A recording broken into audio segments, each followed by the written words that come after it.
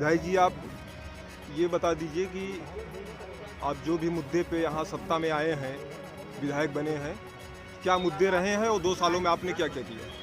देखिए, उत्तर प्रदेश के अंदर हमारे नेता ने घोषणा पत्र दिया था।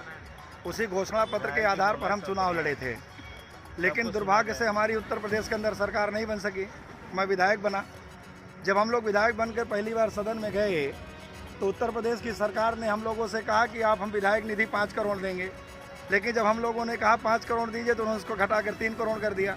3 करोड़ में 18% GST काट लिया, तो 18 तरीके 54 लाख काट लिया। 2 करोड़ रुपया उन्होंने मुझको विकास के लिए पहले साल दिया। अभी तक हम लोगों ने लगातार क्षेत्र के विकास के लिए चिट्ठी लिखते हैं, लेकिन जो उनके अधिकारी हैं, 1 रुपये का बजट हम लोगों का जारी नहीं होने दे रहे हैं। चुनाव के सर पे है, हम लोग लगातार गाँव के लिए, सड़कों का जाल बिछाने के लिए, लोगों को पानी की व्यवस्था करने के लिए, एक तरफ भी जल शक्ति की बात करते हैं, किसी गांव में कोई टंकी ठीक नहीं है, कोई पाइप। प्रदूषण का मुद्दा जो है, ये थोड़ा-सा बता दीजिए।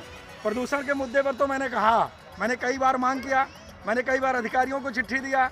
अभी भी मैं आपके माध्यम से मांग करता हूं कि सरकार जो बगल के प्रभावित क्षेत्र हैं उनका जायजा लेना चाहिए और उनके लिए जो प्रदूषण से बचाने की उचित व्यवस्था हो उसका पूरा मुहैया कराना चाहिए। किस प्रकार का प्रदूषण हो रहा है?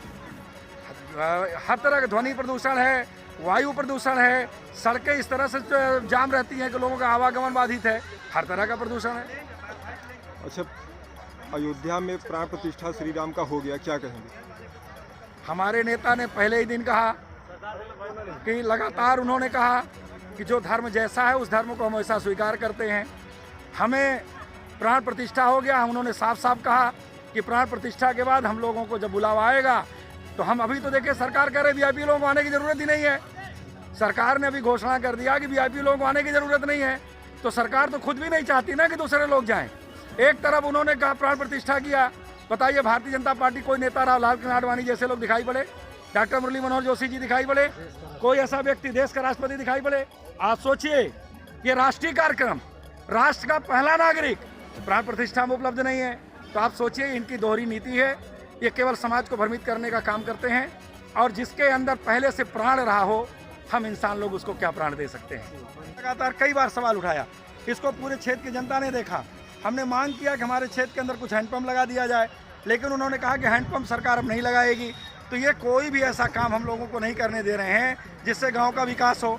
लेकिन इसका केवल एक रास्ता है कि जब तक सरकार नहीं बनेगी तब तक क्षेत्र का, ग्रामीण का पूरा विकास नहीं संभव है। विधायक जी, आपने विधानसभा में केशव प्लांट से प्रदूषण का मुद्दा उठाया था जी, इसके बारे में बताइए। मैं तो प्रदूषण का ही नहीं, मैंने छतवा घाट का सवाल उठाया, मैंने बिजौरा घाट का सवाल उठाया, मैंने क्षेत्र के अंदर सड़कों का सवाल उठाया, मैंने काटन मिल का सवाल उठाया। जो साथी हमारे जानते हैं, सोशल चैनल से जुड़े हैं, आप लोगों के माध्यम से जुड़े हैं, हर व्यक्ति जानता है कि जब मैं विधानसभा में खड़ा होता हूँ तो मैं जाके सवालों पर लगातार लड़ता हूँ।